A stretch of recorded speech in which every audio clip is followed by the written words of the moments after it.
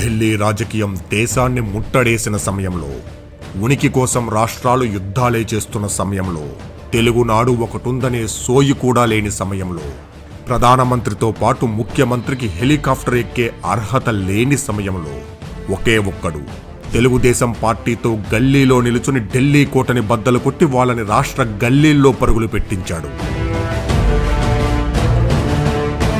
ఆ తెగువకు, ఆ పట్టుదలకు, ఆ ఆత్మగౌరవానికి ప్రతీకగా 43 ఏళ్ల క్రితం ఎగిరిన పసుపు పచ్చ జెండా 3 తరాలను ముందుకు నడిపిస్తూ ఈ రోజుకు రెపరెపలాడుతోంది.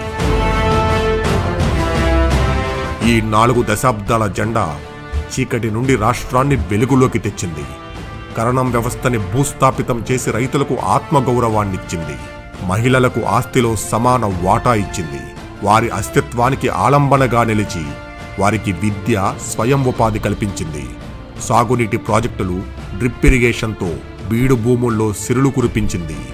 పరిపాలనను సులభం చేసి బడుగులకు భీమానిచ్చి, బిడ్డలకు భవిష్యత్తునిచ్చి, అట్టడుగు వర్గాలకు అవకాశాలిచ్చి తెలుగు జాతిని ప్రపంచంలో అత్యంత వేగంగా విస్తరిస్తున్న జాతిగా మార్చడంలో విజయం సాధించింది.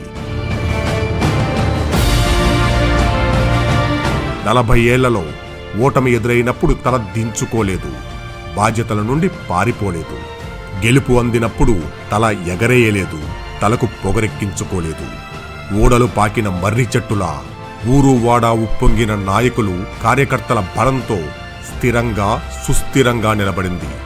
కొట్టాలనుకున్న వారిని, తల కొట్టాలనుకున్న వారిని తొక్కిపట్టి కలబడింది. తన ముందు పిల్ల కాలువలు పరవళ్లు తొక్కితే మహాసముద్రంలా నిశ్చలంగా నిలబడింది. అవమానాలు పడ్డా, దాడులు చేసినా, ప్రాణాలు తీసినా ప్రజల కోసం బలపడింది. రాష్ట్ర భవిష్యత్తు అంధకారమైన ప్రతిసారి, పాలన గాడి తప్పిన ప్రతిసారి ప్రజలకున్న ఆశ తెలుగుదేశం పార్టీ మాత్రమే అనే నమ్మకాన్ని సంపాదించుకుంది.